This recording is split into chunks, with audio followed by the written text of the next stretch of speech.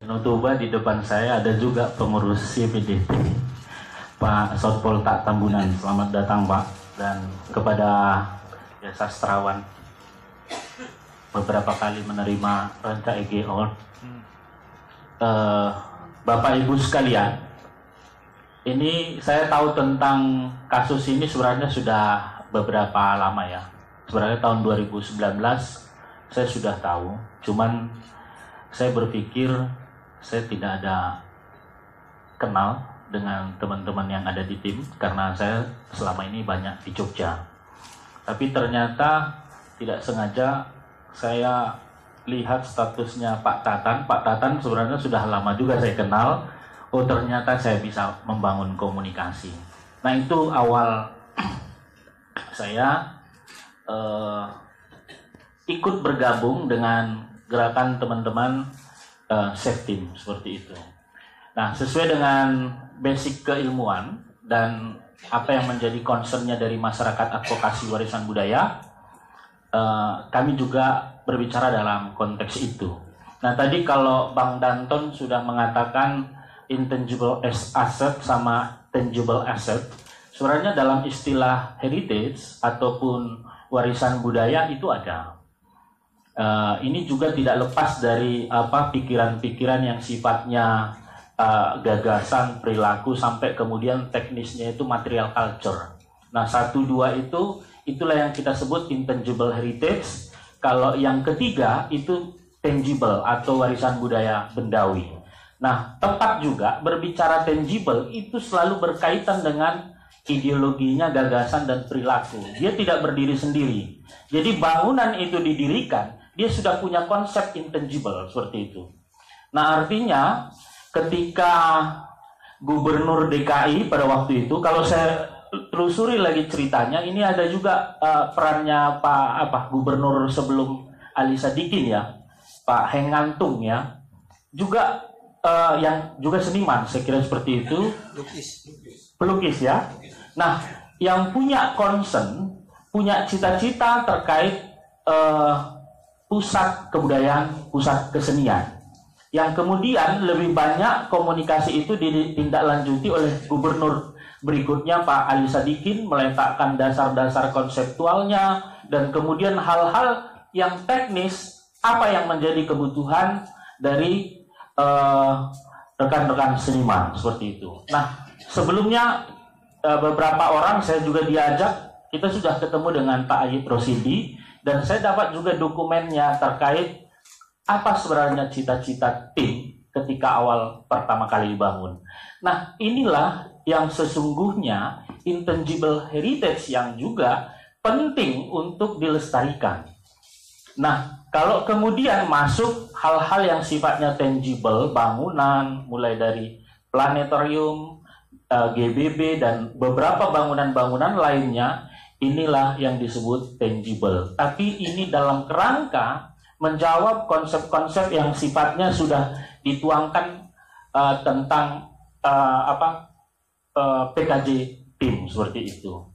Nah dari dokumen itu saya membaca, dokumen tahun 68 itu saya membaca bahwa sesungguhnya PKJ tim itu diberikan kepada seniman sebagai modal dasar. Nah, ini menjadi poin penting dalam peristiwa-peristiwa dalam penilaian aset atau apapun itu, termasuk penilaian-penilaian yang sifatnya heritage. Seringkali kalau dalam konteks penilaian aset, seringkali nilai-nilai yang sifatnya sejarah, arkeologi, kebudayaan itu nggak bisa dinilai. Ya, di sini kegagalan siapa? Kegagalan negara untuk memastikan semua bidang itu menjadi bagian dari perhatiannya. Dari dalam konteks pelestarian heritage, sering sekali kami itu memang terkendala karena dibenturkan dengan soal-soal yang sifatnya ekonomi. Pada akhirnya kami lari melalui jalur-jalur non-litigasi. Apakah berhasil? Berhasil. Karena apa? Berbicara ruang-ruang kebudayaan juga kembali pada konteks ini. ke hatinya, nuraninya, dia punya nggak kan gitu. Nah kalau tidak, dia pasti bawa jalurnya prosedural semua. Nah dalam diskusi dengan teman-teman, termasuk juga Pak Tatan, Mas Eksan, dan yang lain, pada waktu itu saya mengatakan, ada nggak ruang lain untuk menyentuh hati gubernur kita ini kan gitu.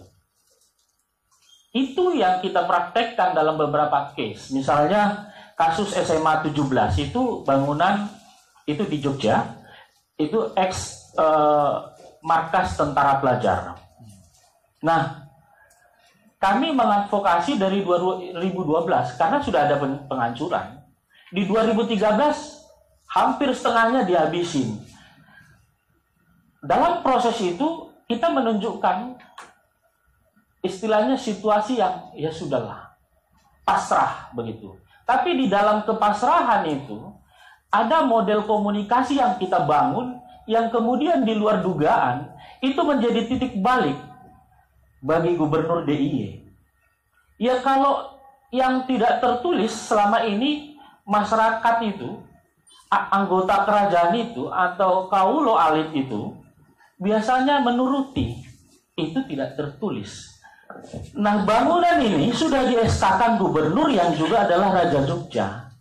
Ya kalau kemudian tidak ditindaklanjutin ya kualatlah yang menghancurkan itu. Tapi itu menjadi titik balik dalam model komunikasi kepada gubernur. Sama, Sarekat Islam di Semarang, 1 minggu sebelum penghancuran, ini juga titik balik ketika saya menyampaikan kepada Wakil Menteri Kebudayaan ketika itu, ketika Anda belum menjadi menteri, saya melihat concern Anda untuk pelestarian heritage. Sekarang kekuasaan itu sudah diberikan kepada Anda. Kalau besok itu hancur, maka saya tinggal mencatat dalam kitab sejarah saya, hancur di saat Anda berkuasa. Jadi, ini kemudian menjadi titik balik bagi pemerintah pusat untuk menginstruksikan, termasuk kepada Pemda, ruang dialog antara masyarakat dengan Pemda atau pemerintah pusat selalu bicara prosedural. Walaupun beberapa hal prosedural kita patahkan juga, dan itu ada juga kasus yang kemudian berhasil kita tangani. Nah, tapi pada dasarnya adalah kita kembali pada case ini. Khususnya bangunan cagar budaya. Pada tahun 2018 ketika ada diskusi tentang revitalisasi, sudah disebutkan bahwa planetarium diusulkan sebagai bangunan cagar budaya. Nah, demikian juga Geraha Bakti Budaya. Nah, kalau membaca tulisan saya, beberapa catatan itu, ingin kita jelaskan bahwa bicara cagar budaya itu tidak selalu berbicara tentang usia 50 tahun.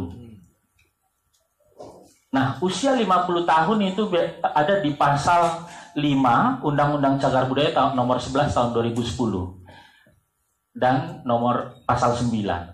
Tetapi di pasal 11 disebutkan yang tidak memenuhi usia itu tapi memiliki arti khusus bagi masyarakat ataupun bangsa, ini bisa diusulkan dan ditetapkan sebagai cagar budaya.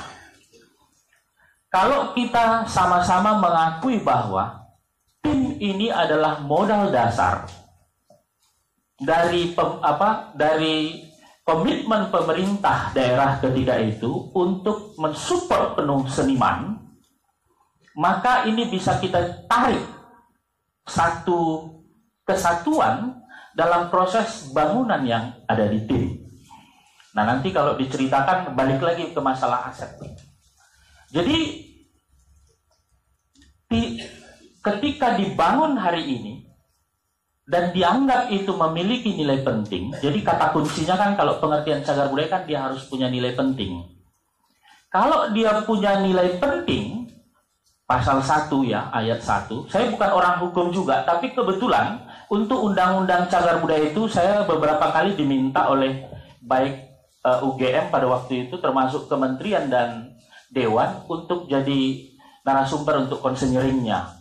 Jadi saya tahu persis hal-hal menyangkut undang-undang cagar budaya ini.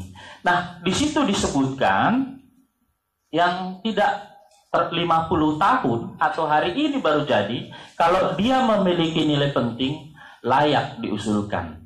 Salah satu contoh, ini yang paling dekat atau mungkin dalam kehidupan kita sehari-hari dalam konteks sosial politik, rencana perpindahan ibu kota. Nah, konsepsi-konsepsi itu ketika nanti sudah dituangkan sebagai bangunan-bangunan yang sesuai dengan konsepsi rencana kediriannya, maka itu layak diusulkan sebagai cagar budaya. Daripada selama ini bahkan gedung presiden saja, istana negara masih bangunan tinggalan Belanda. Ya, itu cagar budaya juga. Tapi yang menjadi penting bagi kita ke depan, bagaimana sebuah bangsa yang berdaulat, kemudian dia punya cita rasanya sendiri, termasuk dalam konteks istananya. Nah, inilah salah satu sebenarnya nilai penting, terutama dalam kerangka membangun karakter dan jati diri bangsa. Nah, itulah konsep untuk IKN. Balik lagi ke masalah PKJ Tim. Tadi sudah disebutkan bahwa sejak awal PKJ Tim ini sudah direncanakan. Nah, itu yang menjadi kata kunci kenapa kemudian tidak hanya bangunan planetarium, tapi juga bangunan GBB yang sudah dihancurkan itu masih masuk, atau bangunan yang lain itu layak untuk kemudian ditetapkan sebagai wilayahnya sebagai kawasan cagar budaya. Nah, karena itu modal awalnya PKJ Tim ya. Nah, lalu saya coba diskusi kemarin kepada teman-teman di tim ahli cagar budaya atas tanggapan mereka terhadap tim. Selain sudah dinyatakan melalui media, saya mencoba ingin memastikan ada nggak kekeliruan media dalam memberitakan. Saya tanya langsung kepada orangnya. Mereka mengatakan, Bang Marbun, planetarium itu sudah kita usulkan sebagai cagar budaya. Lalu bagaimana dengan GBB? Saya bilang. Dalam diskusi kami, dalam kajian-kajian kami, itu juga sudah masuk cagar budaya. Lalu itu hancur sekarang, saya bilang. Apa tanggapan kalian? Saya bilang. Pada waktu itu, ketika kami ingin memberikan rekomendasi itu, bangunan sudah dihancurkan. Lalu saya katakan, memang kerja-kerja pelestarian cagar budaya ini dihancurkan dulu baru sadar, saya bilang begitu. Padahal isu-isu itu sudah mulai ada sebelumnya. Bahkan tahun 2018 sudah didiskusikan ya di tempat ini. Nah, tapi kemudian inilah realitanya. Cuman jangan berkecil hati. Memang kerja-kerja pelestarian heritage ini seringkali yang selalu dianaktirikan, tidak menjadi prioritas. Jangankan di DKI, ya DKI saya kira sudah cukup baik ya. Di daerah-daerah lain ada divisi-divisi yang mengurusin heritage saja nggak ada.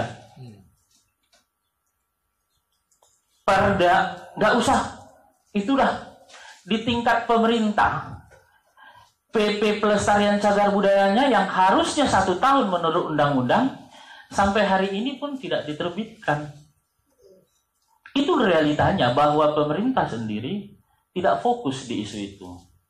Nah, sehingga kalau tidak ada soliditas dari teman-teman atau kita semua dalam memperjuangkan itu, ya memang ini menjadi makanan empuk bagi orang-orang ataupun oknum-oknum pejabat yang memang yang ada di pikirannya adalah bisnis. Itu yang ingin saya sampaikan. Lalu yang berikutnya,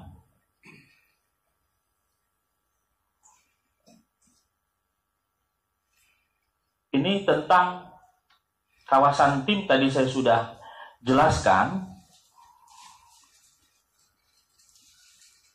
Konkretnya di poin berikutnya saya jelaskan juga. Di pedoman dasar Dewan Kesenian Jakarta yang kita anggap itu sebagai warisan budaya bendawi, karena itu ada konsep-konsep nilai di sana yang kemudian menjadi dasar lahirnya produk-produk kebudayaan. Nah, ini menjadi satu kesatuan yang tidak terpisah dari surat keputusan gubernur. Jadi itu PKJ Tim itu milik pemerintah daerah. Lalu kemudian ada berikutnya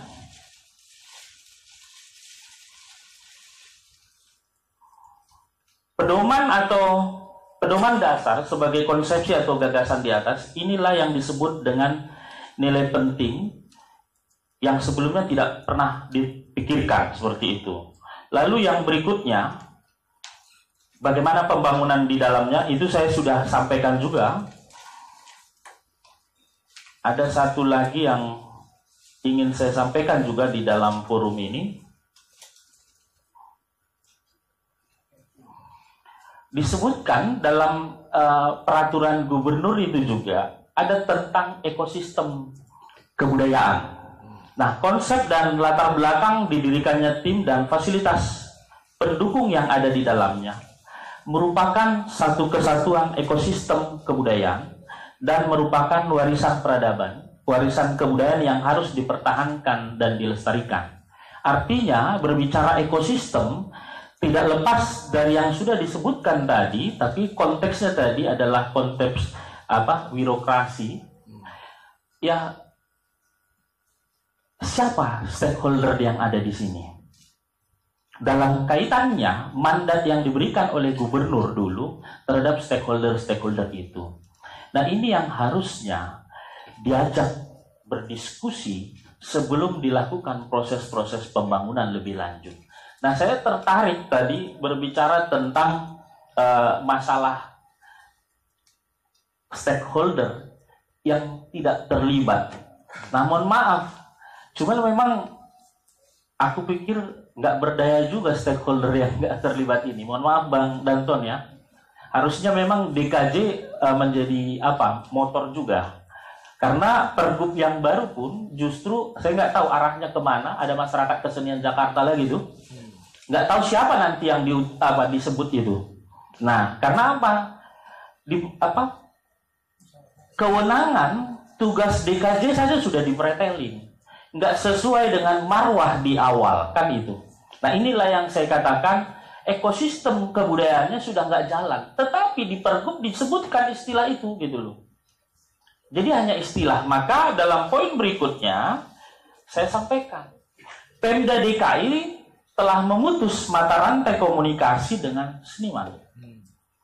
Demikian pula, Pemda DKI telah memutus serangkaian konsepsi pikiran. Ini berbicara pikiran, bicara nilai yang terwujud melalui pertumbuhan bangunan alami dan mengganti yang baru. Ini kan nggak ada proses ya. Memutus mata rantai organisme kebudayaan justru mencederai semangat pemerintahan yang harus berlandaskan pada asas keberlanjutan dan kelestarian dan atau kesinambungan pembangunan. Jadi kalau pemerintah mengatakan atau pemerintah daerah, konsep pembangunannya itu adalah kesinambungan, keberlanjutan, ataupun lestari seperti itu. Lestari ini kan mengelola sebuah perubahan sebenarnya. Ini tidak terjadi di sini. Tidak terjadi di ruang PKJ Tim. Jadi, ketika Pemda bicara revitalisasi tim, maka revitalisasi yang dimaksud tersebut tidak memiliki dasar yang kuat, baik secara filosofis, regulasi, dan praktis. Dalam konteks kebudayaan, pengertian mengenai revitalisasi itu diatur di dalam 2 undang-undang. Itu Undang-Undang Pemajuan Kebudayaan Nomor 5 Tahun 2017 dan Undang-Undang Nomor 11 Tahun 2010 tentang Cagar Budaya. Kalau berbicara cagar budaya ini kan fisik, tangible heritage. Tapi berbicara kemajuan kebudayaan, itu berbicara tentang intangible heritage. Maka objek pemajuan kebudayaan itu kan salah satunya seni ya, dan ada beberapa yang lain, ada sekitar 11 begitu. Nah, di dalam pengertian revitalisasi menurut Undang-Undang Pemajuan Kebudayaan itu berisinya adalah menghidupkan kembali objek pemajuan kebudayaan yang telah atau hampir punah. Nah, mungkin harus kita akui bahwa ada pasang surut di tim dalam dinamika berkeseniannya seperti itu. Karena mungkin sejak tahun 95 pun sudah ada upaya perongrongan tim ya, kalau nggak salah. Dari gubernur-gubernur sebelumnya. Diajak diskusi, diskusi. Tapi terakhir keputusannya berbeda dengan apa yang didiskusikan. Sehingga ini, kalau bicaranya tadi merugikan seniman dalam hal berkarya dan kemudian dalam kerangka kemajuan tim sebagai pusat kesenian bertaraf internasional seperti yang diinginkan gubernur, justru persoalan itu dari pemerintah daerah sendiri. Ruang itu justru diberangus, ditutup, bukan didorong, disupport. Nah, ini yang terjadi. Nah, itu disebut di dalam pasal 9 Undang-Undang Pemajuan Kebudayaan.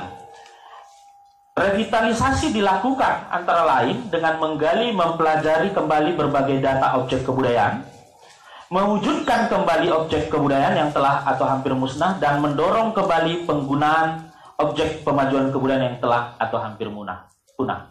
Itu dalam pemajuan kebudayaan. Bagaimana dengan Undang-Undang Cagar Budaya, pengertian revitalisasinya?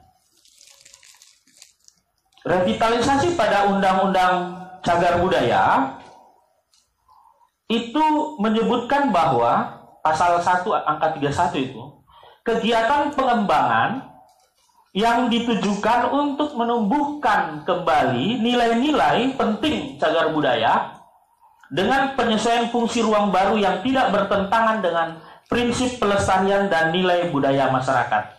Lalu itu namanya revitalisasi.